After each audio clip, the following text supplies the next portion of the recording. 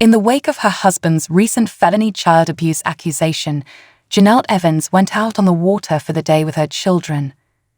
The teen mom actress posted a brand new TikTok on Sunday that included her husband David Eason, 35, and their children, Kaiser, 9, and Ensley, 6. After allegations that David had abused him in September outside a neighbor's house, Jenelle's oldest child, 14-year-old Jace, was nowhere to be seen on the family vacation. In the video, Jenelle, 32, is seen bringing her family out on a boat for a meal together while it's freezing outside. For the enjoyable outing, the family was dressed warmly in coats, beanies, and sweatshirts. With 2 enormous bags of takeaway in her lap, the MTV personality initially recorded them all in the car. Then she showed her 2 children sitting comfortably inside the boat, eating large portions of their food, and exclaiming that it was the best day ever. The family headed to a bakery to pick up some donuts for the trip home after finishing their dinner. Jenelle announced in her caption that it was a #good morning.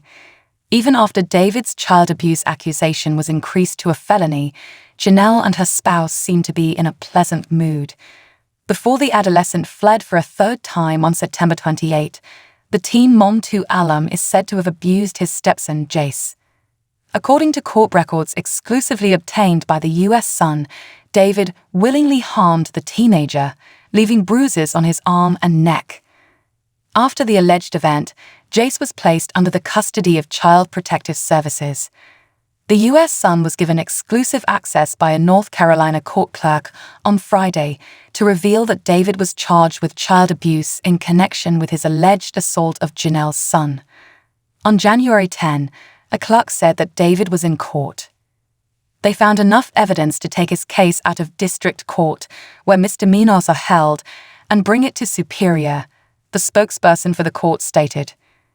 District court hears misdemeanors, traffic, and other infractions, whereas felony cases are heard in Superior. The district attorney's office stated that although a grand jury was convened on January 10, the case pertaining to the 35-year-old's alleged child abuse had not yet been updated in their system.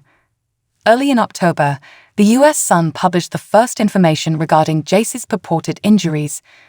After making his 3rd escape from Jenelle's house, the teenager was brought to the hospital, where he reportedly claimed David had attacked him in front of medical professionals, a therapist, the Columbus County Sheriff of North Carolina, and a CPS employee.